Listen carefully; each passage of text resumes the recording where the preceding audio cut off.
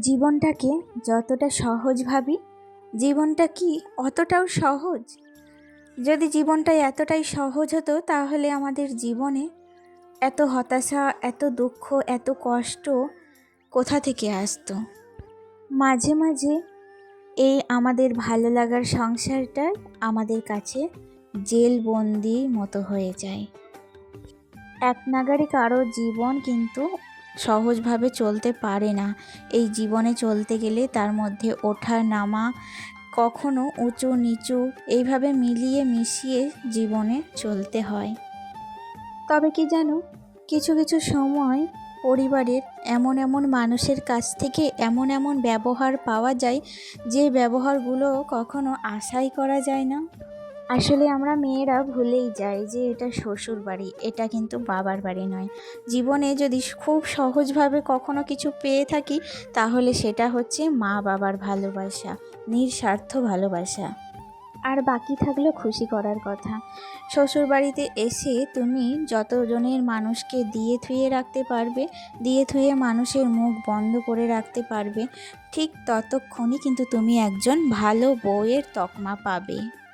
তাছাড়া নয়, দেখবে মা বাবাকে পুজো পার্বণে যে কোনো একটা অনুষ্ঠানে জামা কাপড় না দিলেও চলে, কিন্তু শ্বশুরবাড়ির লোকজনদের যদি কোনো অনুষ্ঠানে তুমি কোনো কিছু না দিতে পারো, তাহলে তাদের মুখটা দেখবে, তাদের চেহারাটা দেখবে, তাদের মুখের দিকে কিন্তু তাকানোই যাবে না, তাদের এমন অবস্থা হবে। একটা সম্পর্ক ঠিক ততক্ষণই ভালো থাকে যতক্ষণ তুমি তাদেরকে ঘুষ দিতে পারবে।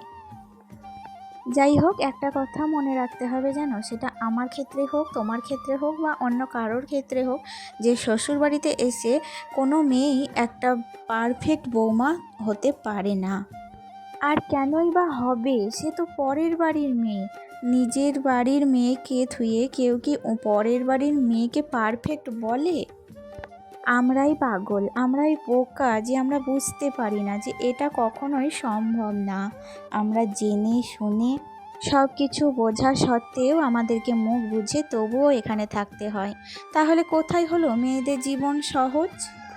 কোথায় থাকে মেয়েরা ভালো? দিনের শেষে প্রত্যেকটা মেয়ের জীবনেই কিছু না কিছু কষ্ট থাকে, সেটা না পারে কাউকে বলতে, না পারে কাউকে বোঝাতে। যাই হোক, চলো, অনেক কথা অনেক গল্প হবে। তার আগে আমার ছোট্ট ইন্ট্রোটা তোমাদের সাথে সেরে নিই। নমস্কার, কেমন আছো সবাই? আশা করি সবাই খুব ভালো আছো।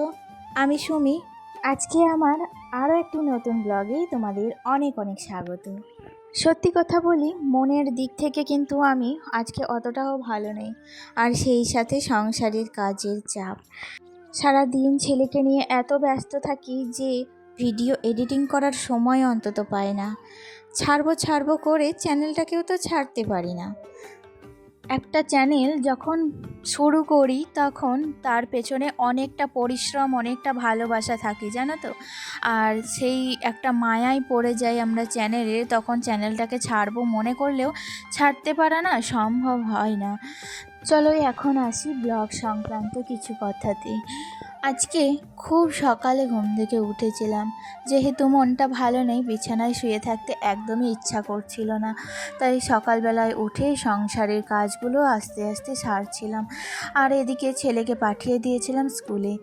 আজকে আমি যে ভিডিওটা তোমাদের সাথে শেয়ার করছি সেটা আমি শ্যুট করেছিলাম শনিবারে, কিন্তু এডিটিং করা হয়নি, তাই জন্য একটু দেরিতে তোমরা আমার ভিডিওটা পাচ্ছ।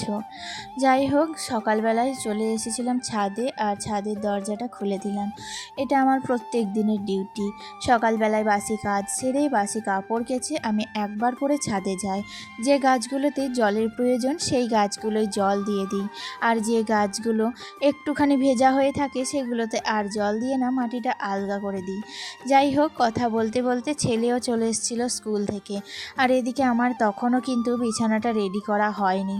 এখন ছেলের খাবার তৈরি করতে হবে, ওকে ড্রেসটা ছাড়িয়ে নতুন ড্রেস পরিয়ে দেব, তারপর ওকে ওই ঘরে বসিয়ে দিব, আর তারপরে আমি এই ঘরটা রেডি করে নেব। অন্যদিন কিন্তু ওর স্কুল থেকে আসার আগেই না আমার সমস্ত কাজ কমপ্লিট হয়ে যায়। আজকে সেরে উঠতে পারিনি, কিছু এক্সট্রা কাজ ছিল। দেখলে সকালে কিছু কাপড় জামা ছিল যেগুলো ধোয়ার ছিল, বাসি কাজ সেরে সেই কাপড় জামাগুলো ধুতে গিয়েই এতটা লেট হয়ে গেল। যাই হোক, দেখো এখন তো বিছানাটা প্রায় রেডি, আর ওকে রেডি করে দিয়ে এই ঘরে আবার নিয়ে এলাম। আর আমি চলে এসেছি রান্নাঘরে। আজকে বানাবো পুঁই শাক দিয়ে চাল কুমড়োর তরকারি। কালকে অর্ধেকটা বানিয়েছিলাম আর অর্ধেকটা রয়ে গিয়েছিল, সেটাই আজকে করব। আমি ভাবছিলাম আমার একটা ননদ আসার কথা আছে, তখনই কিন্তু এই তরকারিটা বানাবো। কিন্তু চাল কুমড়োটা না বেশি দিন থাকবে না, তাই জন্য আজকেই সেরে নিলাম। আর তার সাথে সকালবেলায় এসেছিল একটু লালতের শাক, তো সেই শাকটা কিন্তু বানাবো। সত্যি বলতে কি, আমার ছেলে এবং আমার শ্বশুরমশাইরা শাক খেতে ভীষণ ভালোবাসে। আর আমিও দেখলাম যে আজকে তরকারিতে কি বানাবো, তাই জন্য শাকটা নিলাম। শাকটা নিলে কিন্তু আর ভাবতে হয় না, শাক মাছ দুটো থাকলে সংসারে রান্না কি করব সকালবেলায় উঠে, এই ভাবনাটা মাথার ওপর থেকে অনেকটাই হালকা হয়ে যায়। আর কালকে আমি বলেইছিলাম, যে দিদিটা শাক দেয় তাকে বলেছিলাম যে আমার বাড়িতে অবশ্যই একাটি করে শাক প্রত্যেক দিন তুমি দিয়ে যেও। আমাদেরকে যদি না পাও তাহলে কিন্তু আমাদের বাড়িতে এসে রেখে যেও, পরে পয়সা নিয়ে নিও। আর সেই মতোই দিদি কিন্তু আজ কাজ করেছে। আমি তো বাসি কাজ সেরে রোজই সকালে উপরে যাই একটু কাপড় কাচতে, ওপরটা গোছাতে, তখনই কিন্তু দিদি কখন এসে শাকটা দিয়ে গেছে বুঝতে পারিনি। এসে দেখলাম শাক রয়েছে। যাই হোক, যাওয়ার পথে দিদি কিন্তু টাকাটাও নিয়ে গেছে। এখন আমার দেখো তোমাদের সাথে কথা বলতে বলতে অনেকগুলো কাজ কমপ্লিট হয়ে গেছে, রান্না বান্নাও কমপ্লিট হয়ে গেছে। চলো এখন তোমাদের সাথে একটু মনের কথা বলি। স্বামীর ঘরের ভাত কিন্তু অতটাও সোজা নয়। এই যে কত কাজ শুধুমাত্র আমি একা করি না, প্রত্যেকটা গৃহিণীরা করে। ভাবনা চিন্তা করো, প্রত্যেকটা গৃহিণীরাই করে। তারপরেও প্রত্যেকটা গৃহিণী কেন দিনের শেষেই শুনতেই হয় যে সারাদিন তুমি কি করো? এই কথাটা যে কতটা দুঃখ দেয় সেটা শুধু আমরা মেয়েরাই বুঝি, তাই না? আর কেউ বোঝে এই দুঃখ কষ্ট। আর তার উপরে রইল হচ্ছে খোটা। হ্যাঁ, তুমি স্বামীর ভাত খাও, তুমি স্বামী, কিন্তু স্বামী তোমাকে কখনো খোটা দেবে না। কিন্তু পরিবারের আর কয়েকটা মানুষ, বিশেষ করে মেয়ে মানুষরা, এরা হচ্ছে একজন মেয়ে মানুষকে খোটা দিতেই ব্যস্ত থাকে। জানি না যে স্বামীর ভাত স্ত্রী খাবে, তার স্বামীর টাকায় তার স্ত্রী কিছু না কিছু শখ পূরণ করবে, তাতে অন্য মানুষের কেন এত খারাপ লাগে? কেন একটা মানুষকে তারা এত আঘাত দিয়ে কথা বলে? জানো, সম্মান দিলে সম্মান পাওয়া যায়। আর সেই সাথে কিছু মানুষের এটাও মনে রাখা উচিত যে বয়সের সাথে সাথে রক্তের জোরও কমে, তখনই নিজেকে বৌমার হাতে সমর্পিত করতে হয়। সুতরাং সময় থাকতেই বৌমাকে যত্ন করা, বৌমাকে ভালোবাসা দেওয়া, এটা কিন্তু উচিত। সেটা দিনের শেষে বৌমা প্রয়োজন হলে তাকে দ্বিগুণ ভালোবাসা ফিরিয়ে দেয়। এই জিনিসটাই অনেকে বোঝে না, জানো তো। যাকগে যাক, ছাড়ো। এখন আমি চলে এসেছি ছাদে। আসলে আজকের আবহাওয়াটা ভীষণ ভালো, চারপাশে এত সুন্দর হাওয়া বইছিল।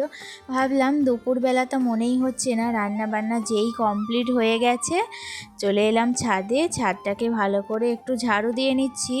আসলে কালকে বিকেলবেলায় খুব ঝড় হয়েছিল, আর অনেক জায়গার পাতা এসে পড়ে গেছে ছাদে। আর আমার পাশের বেলগাছটা তো আছেই, তারও কিছু পাতা পড়েছে। তাই ভাবলাম এই সময় ছাদটাকে ঝাড় দিয়ে একটু জল দিয়ে ধুয়ে দেওয়া যাক। যাই হোক, এখন দেখো ছাদটা কিন্তু বেশ ভালো। আর আকাশে না মেঘ কিন্তু ভেসে বেড়াচ্ছে, বৃষ্টি হবে হয়তো। কিন্তু তার আগেও মনে হলো যে ছাদটা বৃষ্টি হলেও ঝাড়ু তো দেওয়া হয় না, তাই জন্য চেপে চেপে ঝাড়ু দিয়ে নিলাম। আর যেমন কথা তেমনি কাজ। দেখো, যেই বলা কোথা থেকে 1 ঘন্টা পর হঠাৎ করে যে এত বৃষ্টি আসবে আমি ভাবতে পারিনি। যাই হোক, দেখো বৃষ্টিটা হওয়াতে বেশ ভালোই লাগছিল। ভাবলাম আমার এই সুন্দর বৃষ্টির দৃশ্যটা তোমাদের সাথেও একটু শেয়ার করে নিই। আর দেখতে পাচ্ছ, মনে হচ্ছে যেন বৃষ্টি পেয়ে আমার এই কাঁঠাল গাছটা প্রাণ খুলে বাঁচলো, মনে হচ্ছে না? যাই হোক, আজকের মতো ভিডিওটা এখানেই শেষ করছি বন্ধুরা। দেখা হচ্ছে নেক্সট ব্লগে। টাটা।